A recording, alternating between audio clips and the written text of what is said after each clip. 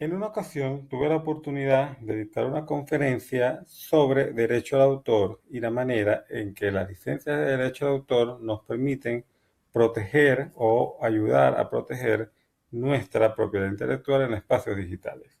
Y un profesor universitario que trabajaba incluso en la biblioteca de la universidad se acerca a mí y me dice que él había conseguido configurar una licencia de contenido de tal forma que su obra era totalmente brindada contra el plagio.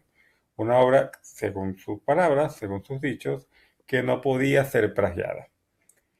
Realmente no tuve la oportunidad de preguntarle a nivel técnico cómo lo había logrado. Sin embargo, en base a nuestra experticia, esto es virtualmente imposible.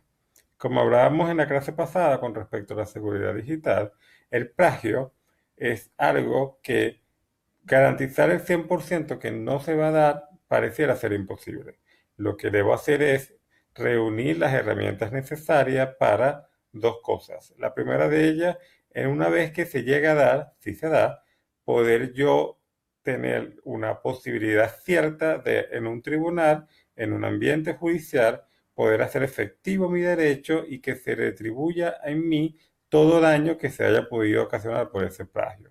Y número dos, elevar el costo de la perpetración del delito mismo, elevar, dificultar que sea plagiada mi obra al punto de que las personas que tienen segundas intenciones o malas intenciones prefieran entonces ir en contra de otras personas que no hayan tomado las mismas previsiones que yo.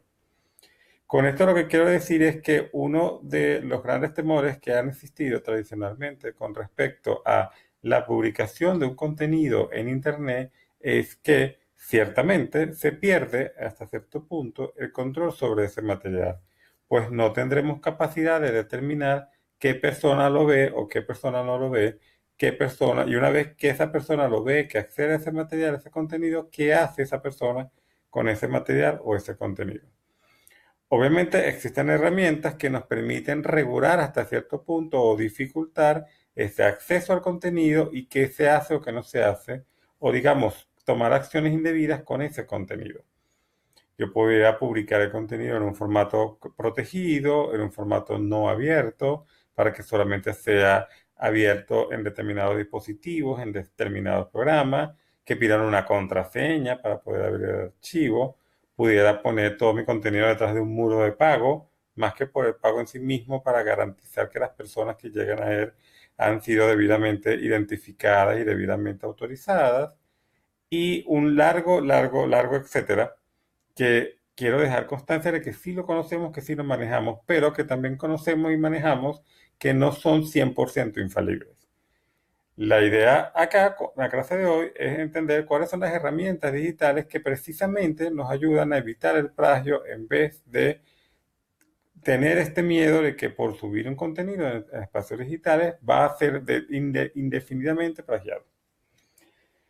Voy a nombrar solamente 5 herramientas que son una muestra de las más comunes, de las más famosas, de una gran cantidad de herramientas que existen en Internet en distintos idiomas. Obviamente hay herramientas que solamente se consiguen en inglés porque es el idioma predominante en Internet. Sin embargo, las que les traigo son, en su gran mayoría, todas son en español, pero pudieran ustedes encontrarse libres de googlear y buscar otras que sean más agradables para su uso si las que les traigo hoy no les resultan 100% agradables.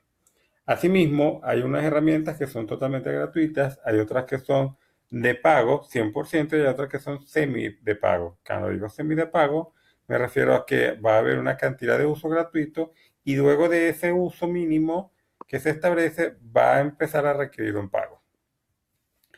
Las herramientas digitales contra el plagio básicamente se consiguen se basan en lo que nosotros llamamos búsqueda inversa. La búsqueda inversa o la búsqueda que podemos hacer en buscadores de internet, valga la redundancia, de manera inversa es cuando yo ya tengo el resultado y le digo al buscador, búscame todo aquello que haga match, que coincida con este resultado. Tradicionalmente una búsqueda es hacer una pregunta, digamos, al buscador. Ponemos en Google, típicamente, mi nombre y Google va a buscar todo lo que coincida con mi nombre. Pero realmente yo no estoy diciendo cuál es el contenido, le estoy diciendo cuál es el parámetro a buscar. En este caso, por ejemplo, mi nombre. Una búsqueda inversa, yo ya le estoy dando el resultado, yo le estoy diciendo, esto es lo que yo quiero encontrar y tú lo que me vas a buscar, buscador, valga la redundancia, es dónde se repite esto que yo ya tengo. O sea, no quiero nada que no sea esto, solamente quiero saber dónde está replicado. La búsqueda inversa es muy utilizado en la verificación de datos y en especialmente cuando yo quiero saber si una imagen ya ha sido utilizada antes, si es verídica con el contenido que está diciendo, si es cierta, o si por el contrario pertenece a una fake news o una noticia falsa. Normalmente cuando yo busco en Google una imagen y Google me arroja que esa imagen ya fue utilizada hace unos meses, hace unos días, hace unos años,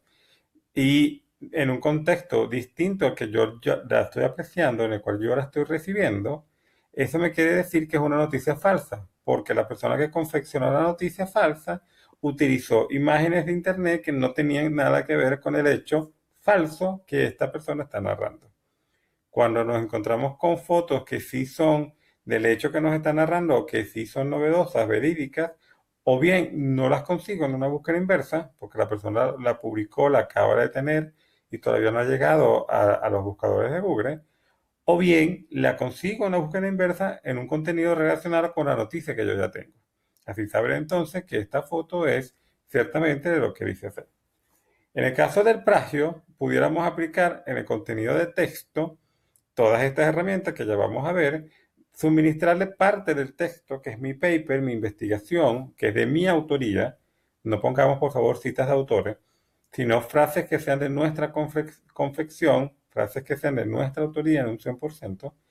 Y estos buscadores, al igual que Google, pudiera hacerlo también,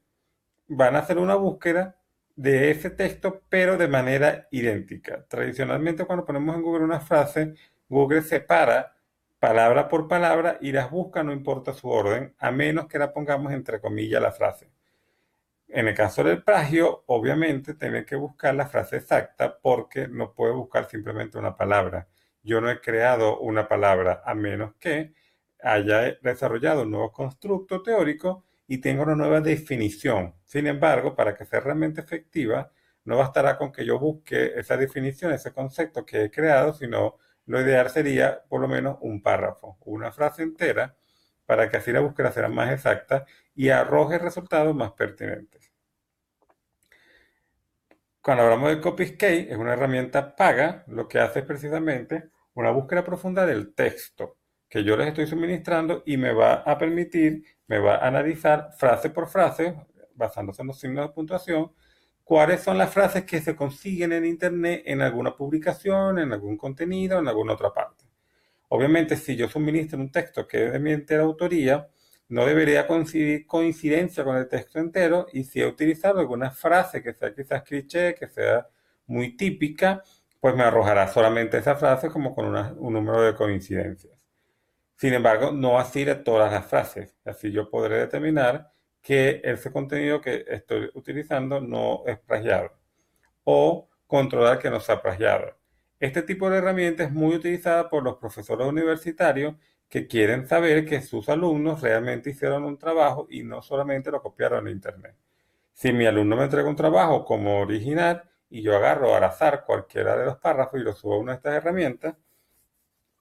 podré ver de manera muy sencilla y rápida si ese contenido que me está entregando mi alumno como propio es realmente suyo o sencillamente hizo un copy-paste de alguna página de internet.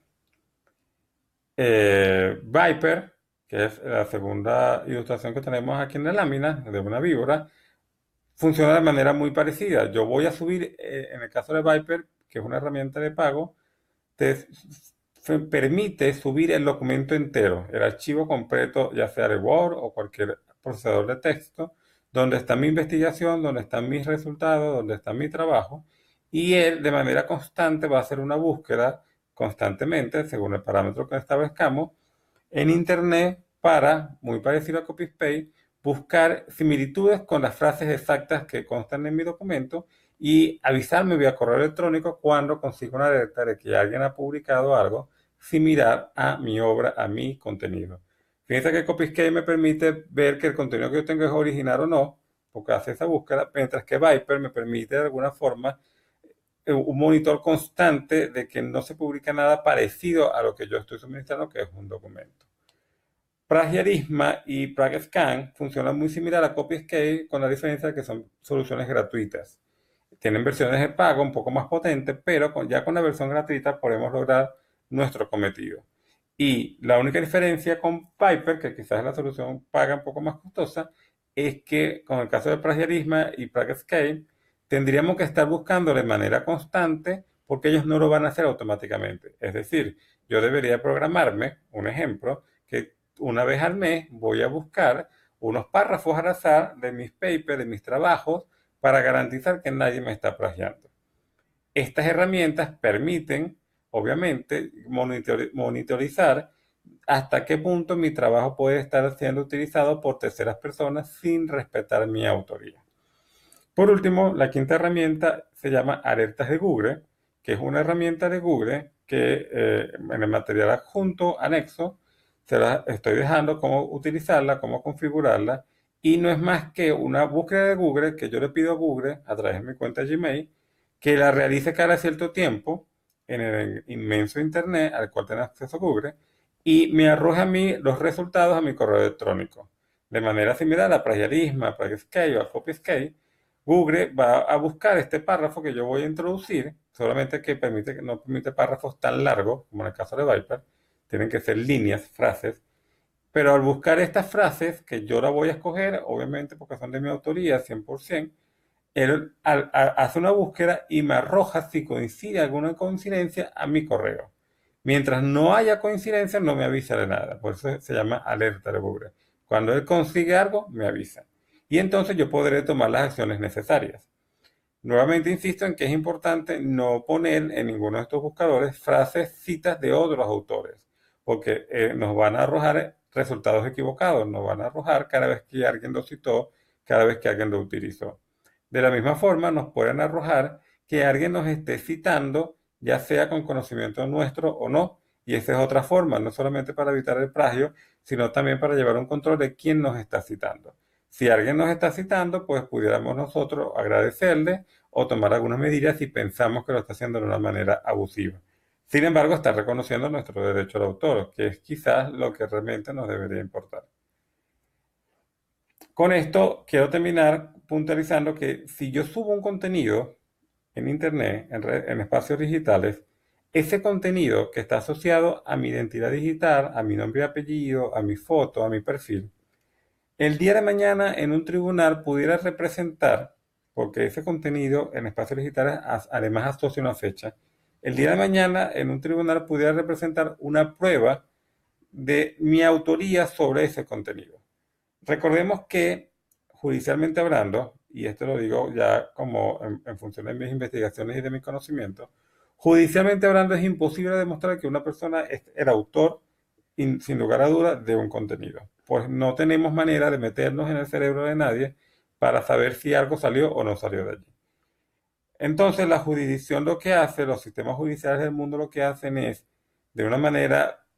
acotada, porque es lo que pueden hacer, intentar verificar quién es la persona que primero publicó, demostró, tuvo acceso, controló ese contenido, ya que pudiéramos suponer que si esa es la primera persona que tuvo acceso a ese contenido, que lo publicó, que lo manejó de alguna forma, es entonces en consecuencia su autor.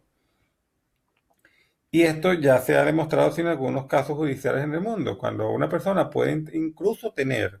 un certificado emitido por el gobierno del respectivo país que lo documenta a esa persona como autor de una idea, de una publicación, de un contenido, pero otra persona demuestra de manera inequívoca que antes de que este supuesto autor tuviera el contenido, ella ya lo poseía, ya lo tenía, ya de alguna manera lo manejaba. Esto deja sin efecto ese certificado emitido por el Estado de autoría. Entonces, realmente en el derecho de autor, todo lo que manejamos son pruebas. Ya sea que acudo a la oficina de propiedad intelectual de mi país para que me den un certificado, una patente o algún documento que me considere a mí como autor, ya sea porque a través de medios digitales como los que hemos visto hoy u otros que existen, puedo yo obtener un medio digital, valga la redundancia, inequívoco de que yo soy el autor de determinado contenido, o en ausencia de estos documentos pesados por sí mismos, inequívocos, valga la redundancia, por lo menos demostrar que yo publiqué el paper, el trabajo, la publicación, la investigación, antes que nadie en un ambiente digital. Esto me pudiera a mí dar la razón suficiente para ganar un juicio, para poder litigar en un juicio. Por eso es que, más allá de tener miedo de que perdemos el control sobre una potencialidad de plagio de nuestra obra, entendamos que a través de un adecuado uso de estas herramientas digitales, evitamos el plagio y nos brindamos a nosotros mismos ante un posible escenario en el cual, una vez ocurrido, tenga yo que acudir a un tribunal para hacer valer mi derecho.